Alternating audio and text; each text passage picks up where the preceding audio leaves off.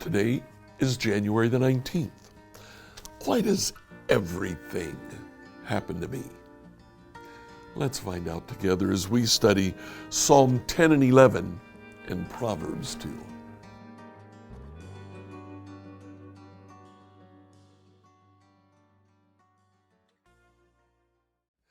On our continuing quest to read through the Bible, getting a little break from some of the longer sections of the Old Testament, I'd invite you today to read Psalm 10 and 11 and Proverbs chapter 2. In Psalm 10 and 11, David starts off Psalm 10, "O Lord, why do you stand so far away? Why do you hide when I am in trouble?" Now, this is a fairly frequent theme in the book of Psalms. David looks at what's going on around him and he says, "Why does everything happen to me? Where are you, God? Why aren't you doing something about this?" David goes on to talk about not only himself, but what he sees in the wicked. He looks at the wicked and he says, this isn't happening to them. Verse 6, they think, nothing bad will ever happen to us. We'll be free of trouble forever. Verse 11, the wicked think, God isn't watching us. He's closed his eyes. He won't even see what we do. Now, David looks at what's happening to him. He sees trouble, problems, and he cries to the Lord. It's okay to complain to the Lord.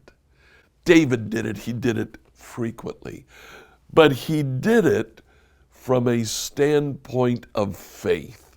At the end of chapter 10, verses 17 and 18, "O Lord, you know the hopes of the helpless. Surely you'll hear their cries and comfort them. You'll bring justice to the orphans and the oppressed, so mere people can no longer terrify them." He continues in Psalm 11 with the same thought.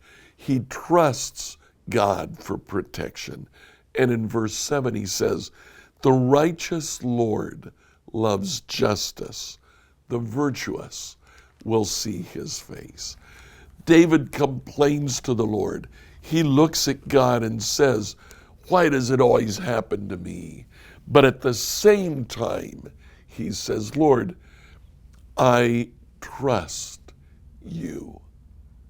Now in Proverbs, David's son Solomon writes, he follows a very similar thought. For Solomon, he says, it's wisdom that helps us. Even when things are bad, wisdom teaches us. In Proverbs 2, from verses 20 to 22, he says, follow the steps of good men instead, and stay on the paths of the righteous. Only the godly will live in the land, and those with integrity will remain in it. But the wicked will be removed from the land, and the treacherous will be uprooted.